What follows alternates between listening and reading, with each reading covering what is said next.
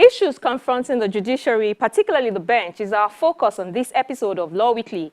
I talked to a member of the National Judicial Council, NJC, Senior Advocate of Nigeria, Buharis. Also showing on the program, a look at how the judiciary has fared 60 years after independence, plus our weekly recap of the trending legal stories in the news. Hello and welcome to the program. I'm Shola Shieli. On Tuesday, the 29th of September, President Muhammadu Buhari wrote to the Senate asking it to approve the appointment of 8 justices of the Supreme Court. In that letter, which was read out on the floor of the Senate, President Buhari said the request was pursuant to Section 231, subsection 2 of the 1999 Constitution as amended and upon the advice of the National Judicial Council, NJC. The letter to the Senate is coming 11 months after the NJC first made its recommendation and after several commentators have expressed concern over the long delay in the appointment of the judges. This is just one of many issues I discussed with my guest, Senior Advocate of Nigeria, Buharis. Here is our conversation. As we celebrate 60 years of Nigeria's independence, I want us to focus on the judiciary. How well would you say that the judiciary has fared 60 years after independence? Well, to the best of my knowledge, I think they've done wonderfully. Wonderfully within the constraint that they have, because a lot goes into it beyond what most people see outside there. So for me, they've really done well, although certainly they can't be said to have been perfect along the line, but at least they've tried so far. When you say that they've done well, what criteria are you using to judge? Well, in terms of basically what they are meant to do, particularly let me take the quantity. Now, in terms of the quantity of cases that they've been dealing with and they've been able to resolve, whichever way you feel about it, in terms of the quantity, if I call them supermen in that regard, for example, because they've done so much, you won't imagine how many, just take the Supreme Court as an example and compare how many cases Supreme Court all over the world does and how many they do in Nigeria. You will know that these people must certainly be magicians. Let's narrow down to some of the constraints that are, facing our judiciary. And you've written a lot of articles about the need to save our judges. On Tuesday, September 29, the President finally sent the names of justices recommended for elevation to the Supreme Court after about 11 months that the first recommendation was made. But what, in your opinion, is the implication of this for the judges, the delay that we saw? What, in your opinion, is the implication of it for the judges and the justice system, the judiciary generally in the country? Well, you know that for the Supreme Court, we are expected to have 21 justices. Now, as at the last time, if my recollection is right, it has dwindled to 11. So quite naturally, you will see that there's no way they will be able to attend to so many urgent cases that are on. So a lot of commercial cases are suffering.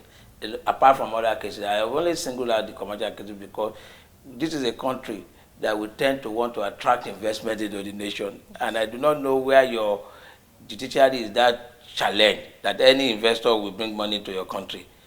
Because indirectly, it is an impairment of the rule of law itself. So for me, it is a lend to the speedy administration of justice.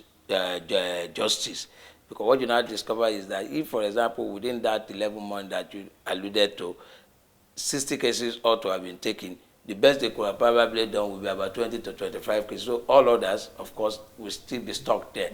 So that is the implication for our justice system. That means, in my very strong view, that once there is delay there, even if eventually people tend to be victorious in respect of their claim, the reality of the matter is that for me, it has, by implication, become injustice.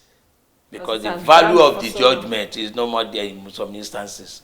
So that's one aspect of it. Again, is that we then will be overworking the justices themselves. Yes. To the extent that after retirement, most of them become useless to themselves. They become vegetable at times and become a burden on their family and their children.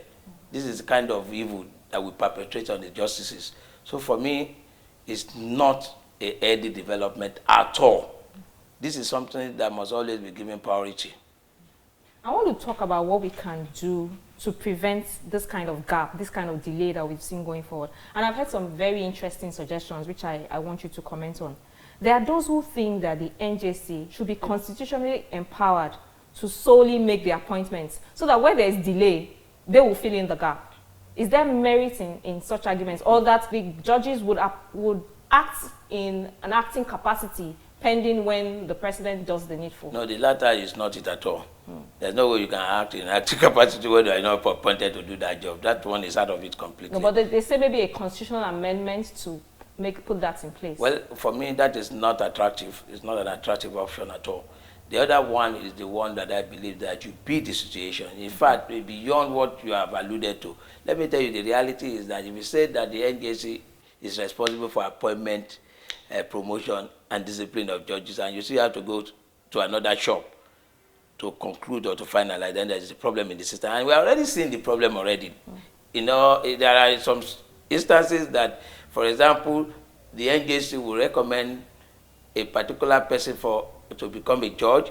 It goes to the executive will refuse or reject it. Like then there is that is in Cross River, and then also others say we've had it over time. Yes. And you now find a situation where, except NJC backs down, the flexing of museum will continue.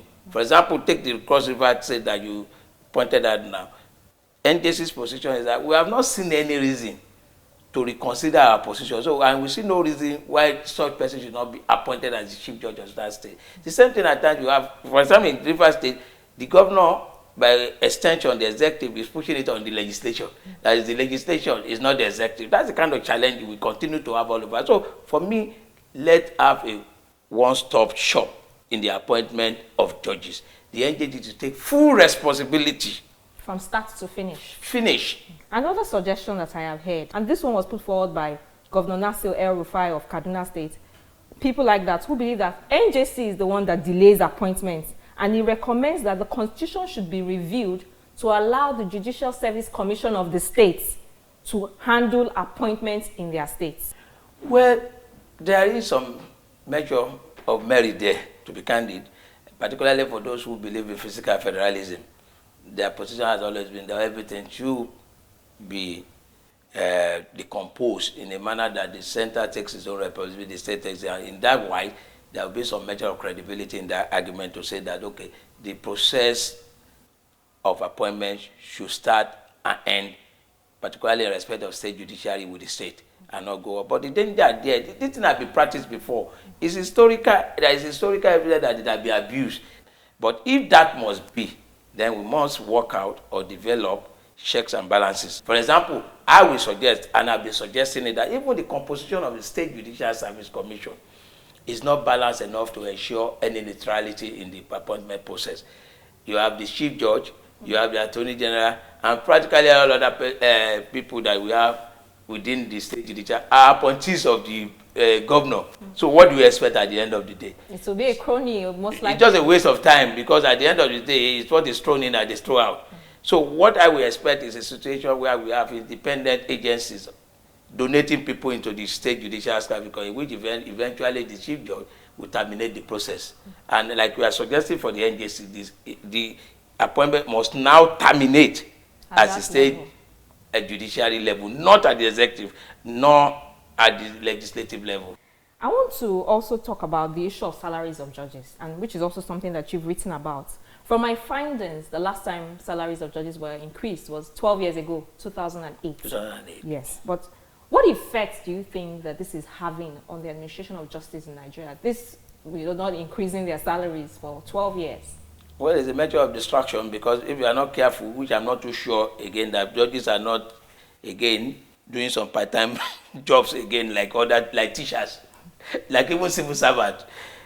Before you know it, some judges, a quote, might even be engaging in selling fabrics or buying and selling along the line, and they get distracted. Some are even, which is true now, some are already partially in the academics. They are in the habit, if I can put it that way, of now delivering lectures all over the whole place, at least to get some little remuneration here and there. Because the salaries are poor. Because the salaries are terribly poor. So they get distracted now at the end of the day. That's the major challenge that you have.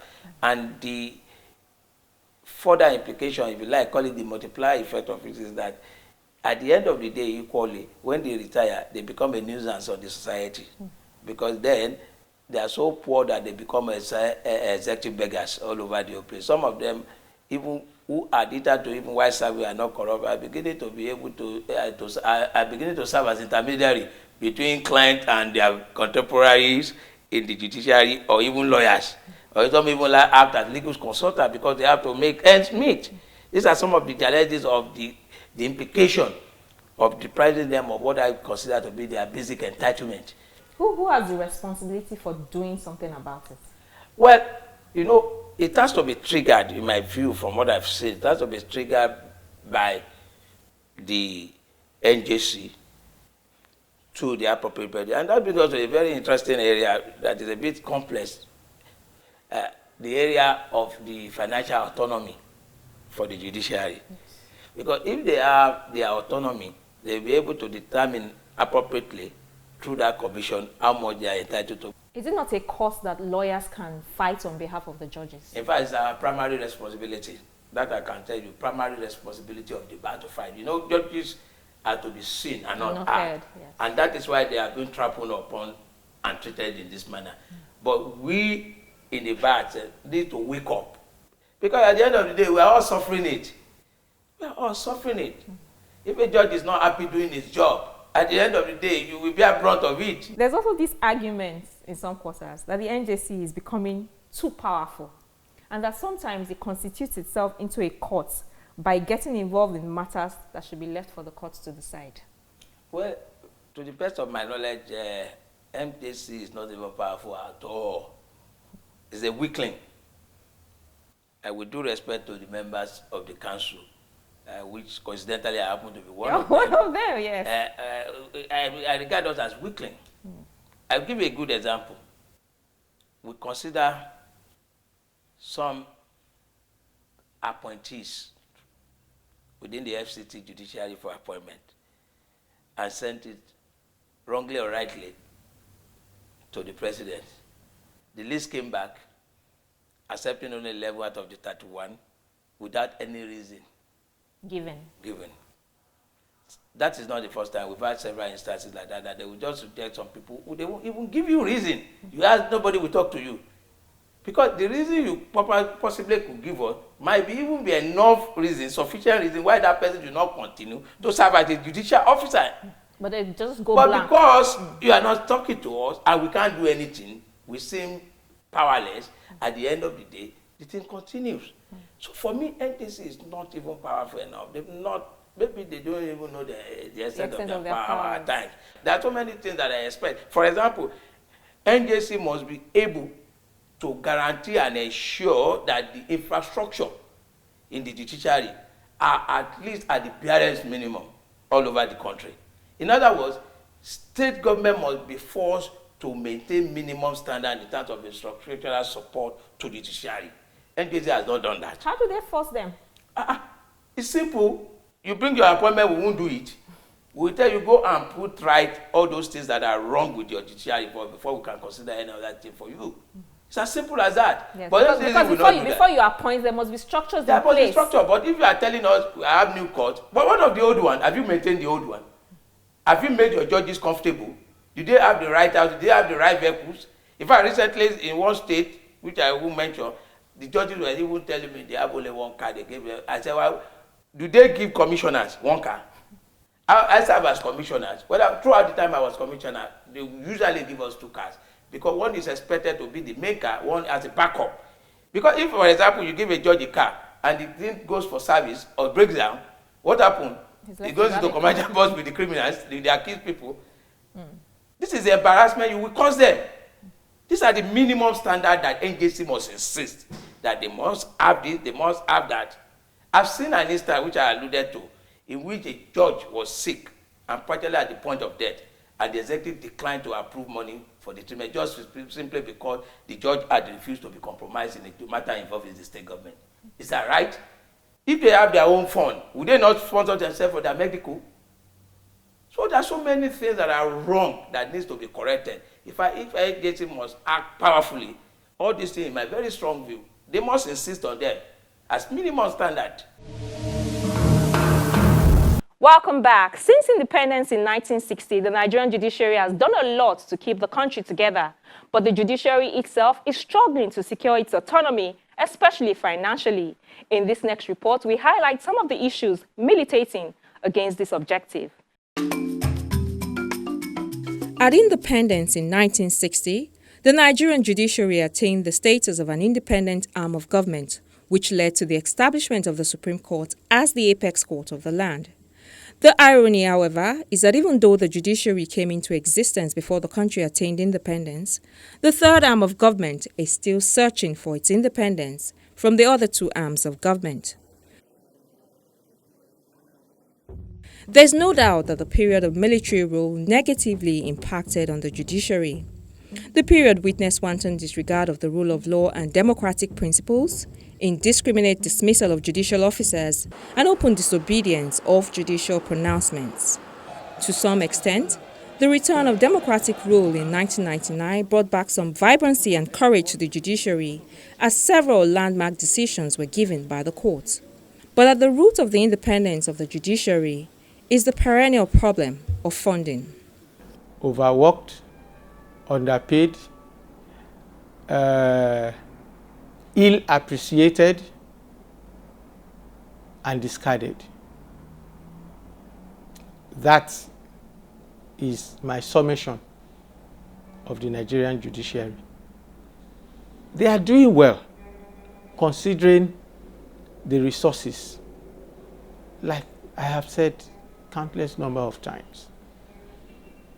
The Nigerian judiciary is about the only one that still takes evidence in long hand.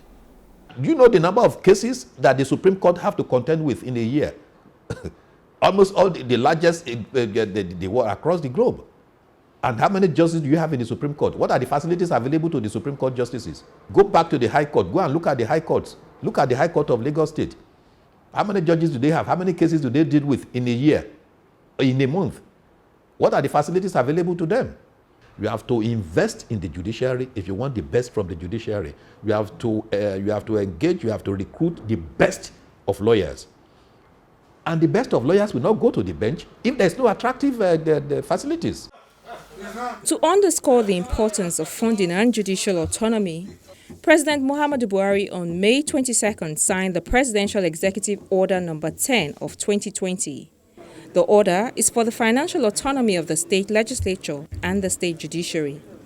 The federal government said that the president signed the order based on the power vested in him under Section 5 of the Constitution of the Federal Republic of Nigeria 1999 as amended, which extends to the execution and maintenance of the Constitution, including but not limited to Section 121 subsection 3 of the 1999 Constitution, which guarantees financial autonomy of the states. This power is, however, being challenged as the 36 states of the Federation have gone before the Supreme Court to contest the President's executive order. Closely trailing the challenge of funding are allegations of corruption in the judiciary. Most of the judicial officers whose homes were raided on October 7, 2017 by operatives of the Department of State Services DSS have been freed by the courts, and the few cases which are still pending are moving at snail speed.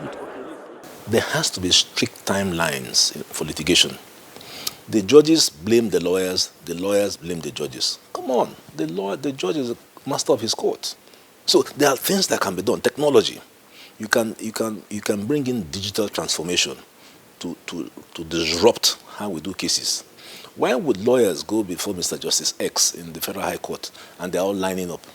Because in 1835, some law lord said, take notice that your matter shall be heard at 9 o'clock or so soon thereafter in the forenoon. And thereafter, and so all of us come at 9. Some juniors get their cases heard at 4. Why don't you create a time?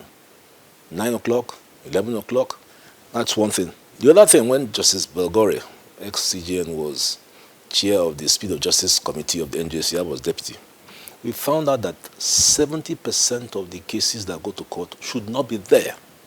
There is no filtering, there's no admissibility rules, there's no punishment. People are not damned in costs. If you file a rubbish case in the UK, you'll be liable to pay costs. Delay in court proceedings, over-reliance on legal technicalities, high cost of litigation, and the cherry-picking by the executive and legislature on which court orders to obey are some other issues confronting the judiciary 60 years after independence. 60 years. The Nigerian judiciary is not as agile as it used to be, but it can be, and we should do everything to make sure it is agile, responsive, and delivers justice every time. With the disruptions caused by the COVID-19 pandemic, the judiciary must also fully embrace advancements made in science and technology, upgrade its facilities so that it can continue to play the important role of discharging justice with sincerity. And just before we go, here's a recap of some other legal stories we're tracking. We begin with the report that the Court of Appeal has affirmed the return of Senator Doye Diri as governor of Bayelsa State. The court upturned the August 17, 2020 verdict of the state's governorship election petition tribunal that had sacked the governor from office and ordered fresh polls to be conducted within 90 days. A five-man panel of the Court of Appeal, led by Justice Adesila Mshelia, set aside the tribunal's verdict and affirmed Diri's election in its judgment delivered on Friday. The three-man election petition tribunal sitting in Abuja had, on a split decision of 2-1, nullified the polls owing to the unlawful exclusion of the Advanced Nigeria Democratic Party and its candidate, King George, from the exercise. But the Court of Appeal said the ANDP was not unlawfully excluded from the election. From Abuja, we move to Kaduna, where the State High Court has dismissed a no-case submission filed by the embattled leader of the Islamic movement in Nigeria, IMN, Sheikh Ibrahim El-Zakzaki, and his wife, Zinat. The couple is standing trial on 8 counts of culpable homicide, unlawful assembly, and disruption of public peace, among other allegations. They had pleaded not guilty and asked the court to quash the charge against them for lack of evidence, as they insisted that no case had been made against them. At the last sitting of the court on August 7, their counsel had submitted that the charge did not disclose any offence known to law. Justice Gideon Kurada, in his ruling, dismissed the no-case submission on the grounds that it is premature, especially in view of certain provisions of the Kaduna State Administration of Criminal Justice Act. A judge specifically held that such an application ought to be decided after the defendant might have taken their plea and after hearing on the whole matter has been concluded.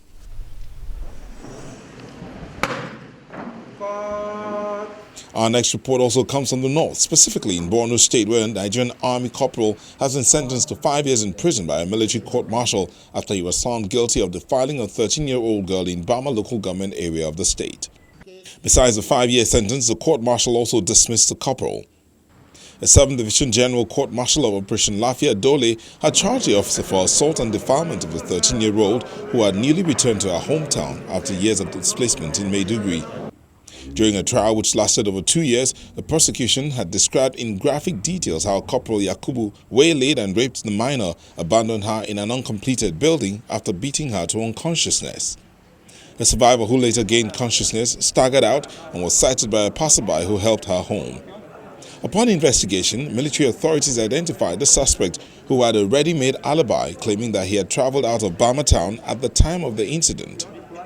But a book of record of military passes, which was tendered as exhibit, strengthened the case of the prosecution that the accused person traveled the very day of the incident, as stated by the investigating officer. The president of the court-martial, Brigadier General Arikwe Kubi, while handling the judgment, described the action of the corporal as barbaric and capable of dragging the name of the Nigerian army in the mud. The dismissed soldier broke down in tears as he was escorted out of the courtroom.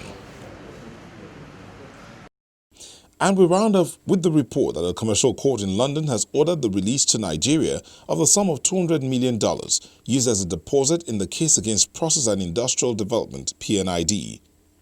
The governor of the central bank, Governor Emefiele, who confirmed the development, said the ruling follows the establishment of a prima facie fraud before the court. The court also rejected PNID's application to increase the guarantee, which was clearly intended to be a diversionary tactic and entirely misconceived.